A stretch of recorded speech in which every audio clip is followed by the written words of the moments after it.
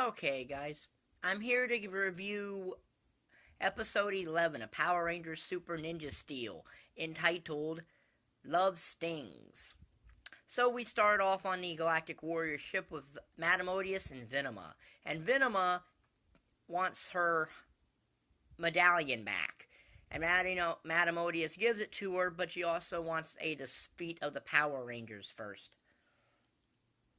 And Venema has a plan that because it's Valentine's Day, she will use her love arrows to make the Power Rangers fall in love with her. Okay.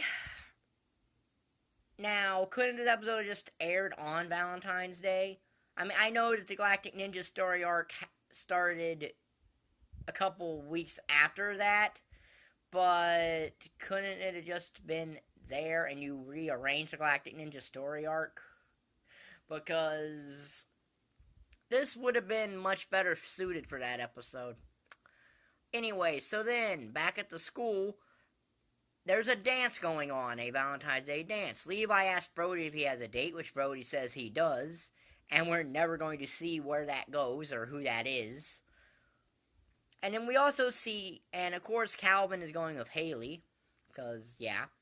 And we also see that Preston is getting ready to ask Sandy, that girl from episode 9, to the dance.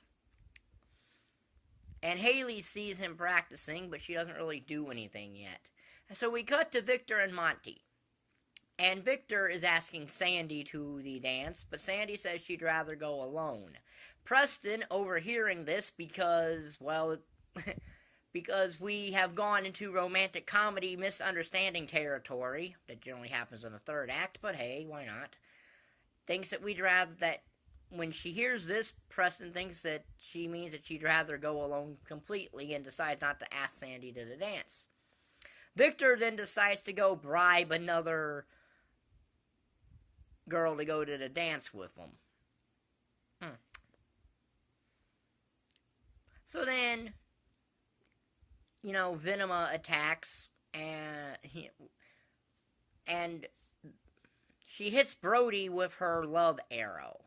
And the Rangers quickly realize that Brody is under a love spell. And eventually, Venema also gets Levi and Calvin. So in all three of their things, they're all working on a gift for Venema. Brody is making a Ninja Steel heart. I don't know why. Calvin is, I guess, going to bring her a model of Nitro, and Levi's writing her a song. And Sarah and Haley tell Preston that he should follow up on asking Sandy to the dance, because he shouldn't believe everything he hears. Now, Sandy also had gotten hit with an arrow venom, but only her backpack got hit. Now, Preston does realize this when he's about to ask, so he decides to not ask because he believes that Sandy's under a love spell. Sandy runs off all disappointed, because we're still in a romantic comedy, so there has to be some misunderstanding here. And Haley asks why Preston missed the layup. And Preston explains that he felt that Sandy was under a love spell, thus it wouldn't be fair. But he happens to realize that Venema's arrow only hit Sandy's backpack. And when he looks inside it, he realizes that a book protected Sandy. I don't know how a book would do that, though, because most books are very flimsy. This book looked very flimsy. But it's plot convenient. But that does give the Rangers an idea of what to do about Venema's arrows. So while Brody, Calvin, and Levi go to look for Venema, Preston finds some honey, because I guess all wasps leave honey. I don't know if they're attracted to honey like bees, because they're not bees, but I guess that's a minor detail here. Venema shows up and she shoots Preston with her arrow.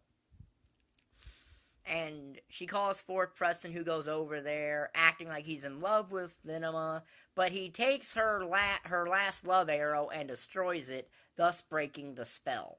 Now, Venema said that was her last love arrow, and she had to make them count, but the Rangers didn't know that. So I guess they guessed. Anyway, we find out that Preston had a metal plate on, and that's what protected him from the arrow. That remotely makes sense because that actually remotely makes a little bit of sense, because the arrow, while it would probably go through metal, it may not all the way pierce it enough to go all the way and touch Preston's skin, but it could. But for the purposes of this plot, it didn't. So that breaks breaking the last love arrows breaks the spell over Levi, Calvin, and Brody. And Preston says that Venema shouldn't believe everything she hears. And then he does his solo morph. Yeah, we finally got a solo morph of a Power Ranger throughout this entire thing. Not an insta-morph, because those have happened before. This is an actual morphing sequence solo morph, which used to be a staple of Power Rangers till Ninja Steel came around, because every season at least had one of them per season. And then the other Rangers come in, they all morph. They use their finisher on Venema, but Venema gets gigantified, they summon the Zords, and they defeat Venema and all that stuff. So then Preston goes to make things up with Sandy and apologizes for that, because he thought that when Sandy said she wanted to go alone, that's why he turned her down. Turns out Sandy was fine and was going to ask Preston anyway, so Preston and Sandy go to the dance for their first date. And Victor gets shot down by the girl he was trying to bribe.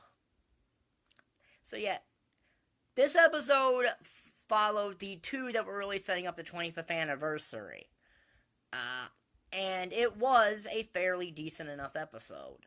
Maybe not as good as the 25th anniversary or even episode 9, but it was good enough. So this will be my Power Rangers Super Ninja Steel episode review playlist. I will not have a review of episode 12. I did not see episode 12. I was out of town for a birthday party when that aired. I was out of town for a birthday party and I didn't see it. I'll be back tomorrow or Sunday with my review of episode 13 of Power Rangers Super Ninja Steel, Prepare to Fail. And sometime next week I'll give you my review of episode 14. So if you like this video, like button down there, subscribe button down there, and thank you for watching. Bye.